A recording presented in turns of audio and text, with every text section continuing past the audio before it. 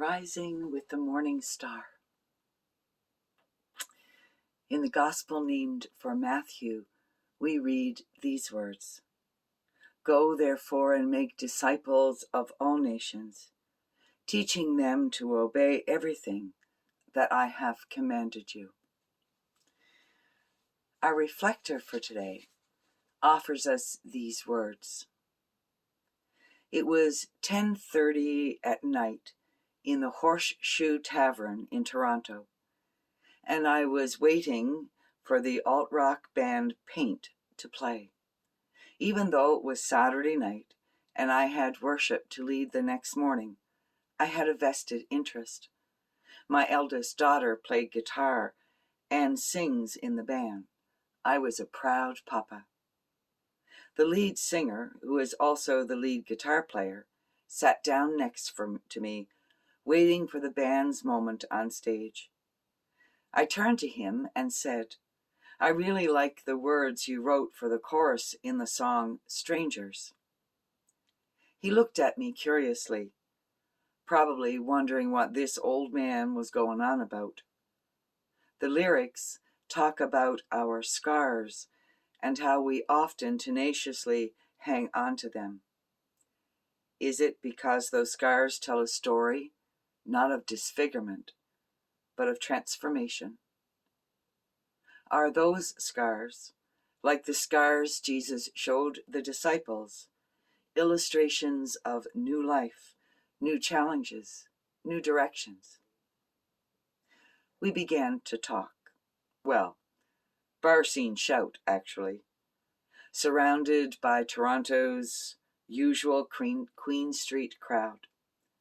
As an atheist, he was perplexed to discover that I found deep theological meaning in the words of a song he wrote about his former drug addiction and about the scars he bore both inside and etched permanently in the tattoos on his arms. The conversational circle widened to include the rest of the band and two others. It was cool, not because I had any great wisdom to impart, but because of the seeming incongruity of the location and the topic. We have since had a few more conversations about faith and belief. But I don't think I'm out to make a disciple, much less baptize anyone because of a commissioning from Jesus. And yet, I can't help but wonder. There are so many opportunities for dialogue. If I truly live as a person of faith, how can any conversation be that far from what I believe? Is faith found where it is planted? And if so, are we just the ones who harvest what God has already prepared? The more I think of the words of the band's song and of our continuing conversations, I am becoming more and more convinced that the seeds are always there. It is when we avoid these opportunities, then we miss going into the world as Jesus commanded.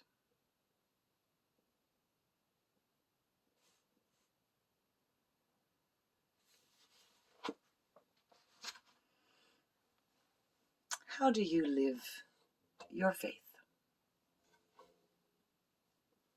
What unexpected conversations have you had where perhaps a seed was planted? With those thoughts in your being, as you enter into this day, I invite you to breathe deeply, to listen carefully, and to open yourself to Spirit.